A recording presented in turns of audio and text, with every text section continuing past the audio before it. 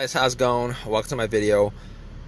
Alright, so I just want to give you guys a little want to help you guys out a little bit if you guys are in this situation or was in the situation I was a couple of days ago. So basically I was at a pet store getting a couple of hamsters and spent most of the day pretty much just hanging out, shopping, etc., etc. This was my last stop of the day.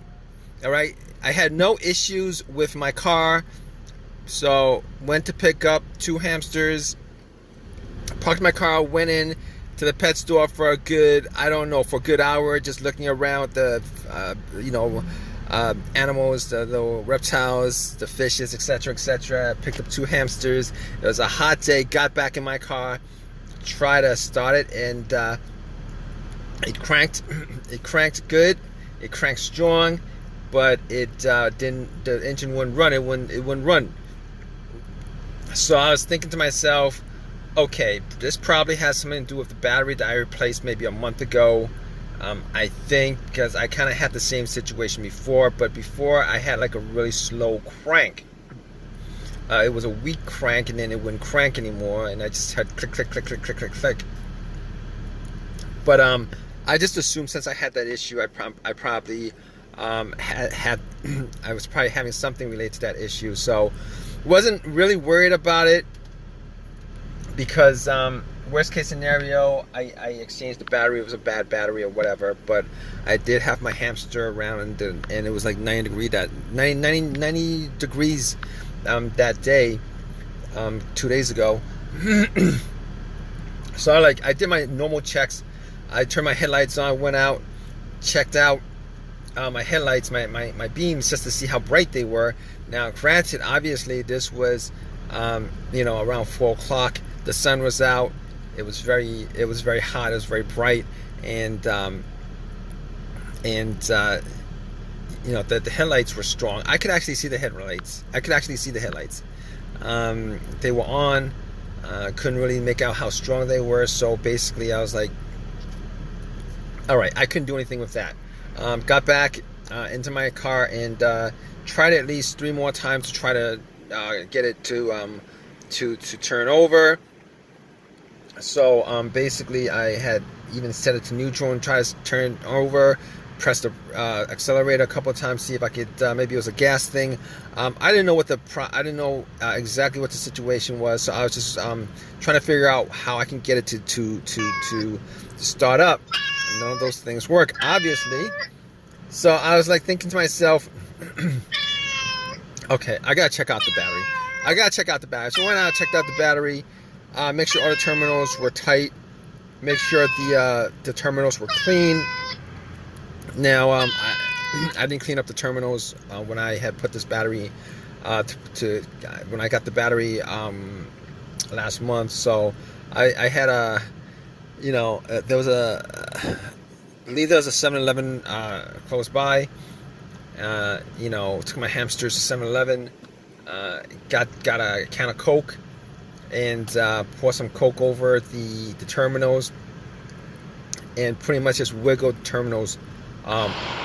Now they weren't super tight, but they weren't loose either. So I was able to wiggle the terminal, two terminals off. Had some paper towel with me, clean it up. Now at this point, I did put my hamster back. I did go into the pet store and have them look at my hamster in this situation. But I cleaned up the terminal, popped it back on, and got it clean enough. I wouldn't say it was very clean. There was some bluish white stuff on there. Got it clean enough. So I was like, I popped it back on, and was all ready to go back home and try to start it, and it would do the same thing. It would crank and not start. Now I couldn't figure out 100% whether it wasn't a battery or not. So what I pretty much did was I pretty much took out a power pack that I bought from Walmart, along with my $50 battery that I bought from Walmart, and I just assumed maybe it was the $50 battery that was the problem. Maybe it was cheap, but I've had these batteries, the Walmart value brand batteries. I've had them, for years and years and years. And I never had any issues with it, but maybe this is like the first time. Anyway, so basically what I did was I got I got that pop pack out, popped it on. It was at about 75% charged up, and was about to go home. All right, that was what was on my mind. I was like, I'm gonna get this started. Probably the battery was a bit weak. Try to start it, and nothing. Same thing, cranked. Everything else worked. It cranked, and still wouldn't start. So I was thinking to myself, okay, this might be a bigger problem. I might have a bigger problem. So I'm like thinking to myself, okay. All right, let's check the ground wire. Main ground wire. There's a couple ground wires on any car, but main ground wire is the negative wire to the frame of the car. It's normally connected to the frame of the car, and that's very, very important, because if that's disconnected, corroded in any way, you're gonna have issues with charging, etc., etc. So what I did was I checked the ground wire and made sure that it was connected to the frame and there's no rust or any kind of corrosion, and there wasn't any rust or corrosion, so I could just exclude that from the cause of it. So at that point, I was able to exclude the battery. I was able to exclude the negative wire. I was able to exclude the alternator, because if the alternator had an issue, I would have been able to just pop on, it would turn on when I popped on the charger, and then the battery pack, and then when I took off the battery pack, it would have died out. So if you guys don't know how to test a quick test with an alternator, if you jump the car and then the car turns on, and once you take the cables off, the car dies, that's the alternator. The alternator is not charging, the battery is dead, the alternator is not charging the battery, etc., etc., causes the car to die. Anyway, let's get back on point. Okay, I could exclude all those things, but the alternator wasn't even on my mind when that happened, because normally the alternator dies out when your car is on the road or when your car is running. So I was thinking to myself, okay, what else could it be? It could be a variety of things. It could be the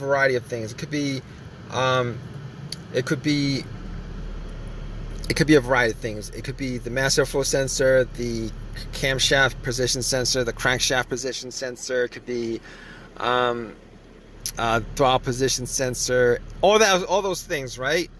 But here's how you eliminate all those things. Here's how I eliminate all those things.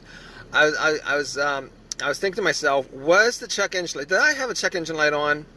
And I did not have a check engine light on. And every single one of those things have a sensor connected to it, where if there is an issue with any of those things, the check engine light would pop on, and you would see the check engine light on your dash. But I did not see the check engine light on my dash. As a result of that, I was able to eliminate every single one of those things pretty much. Now, there's a few instances when maybe the camshaft is off and it doesn't send out a signal that there's an issue, but I could pretty much eliminate all those things because my check engine light was not illuminated. But I also had a situation a while ago where the car's computer, and not particularly in this car, but a car that I had previously, where the car's computer was malfunctioning, wasn't able to connect to the car itself. Just to rule that out, I actually had an OBD2 scanner that I got from Walmart for $19. So I popped in the OBD2 port, crossing my fingers that it actually scanned all the way through. It good enough. It did scan all the way through. There was no check engine lights, nothing.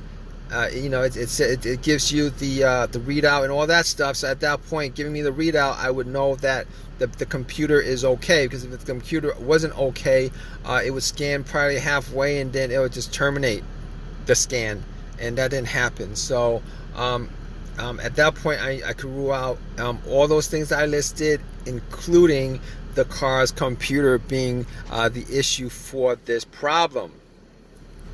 By the way, you guys can please give me a thumbs up, please subscribe, please before I continue, please, if you guys have any comments, leave me a comment in the comment section.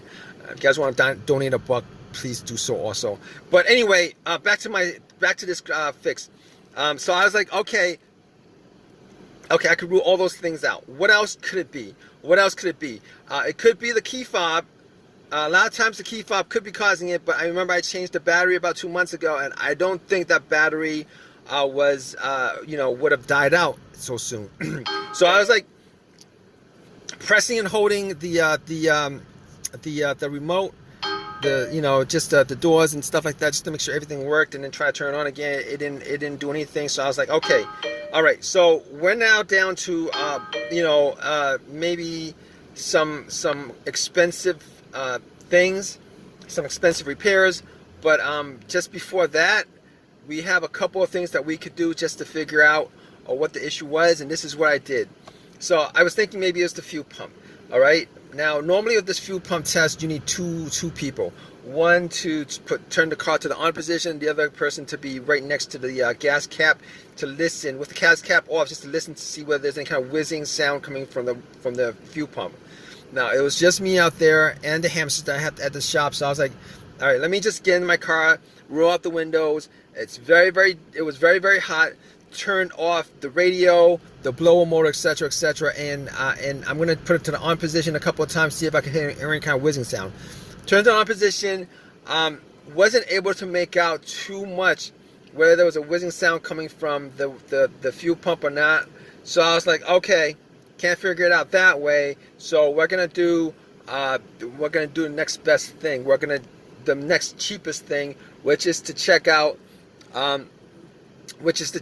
the fuses and the relays. So I popped open the fuse box and pretty much went through the fuses just to see whether any of the fuses were blown, whether I smelled any kind of burnt smell, whether there was any kind of brownish coloration on any of the top of the fuses.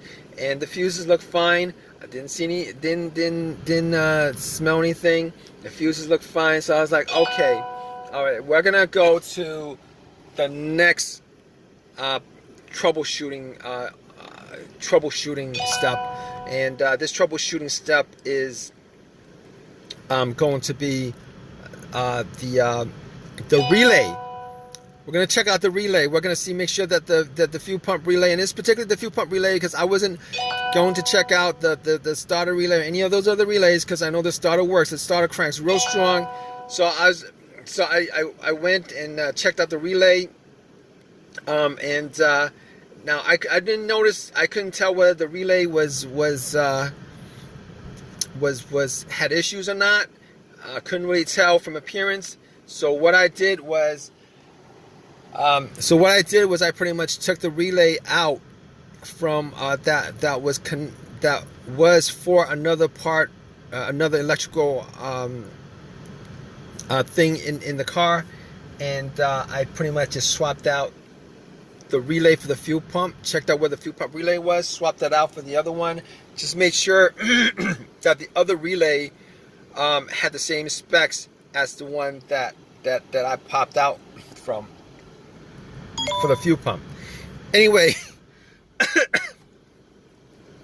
I swapped those out and went back into my car and tried to start it. And just to make a long story short, I pretty much popped it and bam, it came back. It started up. I was so happy it started up. Everything worked. The AC worked. So I knew at that point that it wasn't a fuel pump. It was a fuel pump relay, which was the cheaper of the two to fix, obviously. Got my hamsters. Went to AutoZone. Drove it to AutoZone. Without changing any change, got to AutoZone. Got another relay for about, I don't know, $14 or something like that. Popped it back, just pretty much just pop that in, and this car has been starting up good ever since.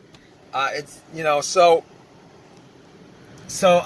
if you guys are ever in this situation, definitely go through all the steps. Go through all the steps that I went through. All right, as far as troubleshooting is concerned, there's a good chance that one of those things is the cause of your crank no start situation, and hopefully it wasn't. Hopefully you guys get your situation.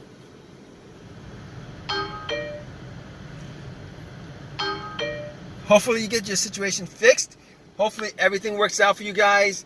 Now, like I said before, if you guys want to give me a thumbs up, please give me a thumbs up. Please leave your comment in the comment section, whatever's happening with your car. Maybe you can help other people out with maybe your situation too. And if you guys want to donate anything to me, donate whatever you guys want to me, $1 or whatever. And aside from that, thank you for watching this video. Hope this has helped you guys out in any way possible. Like I said, guys, just go down the list of all the things I listed. There's a good chance that one of those things is causing your car situation. All right, guys? Take care.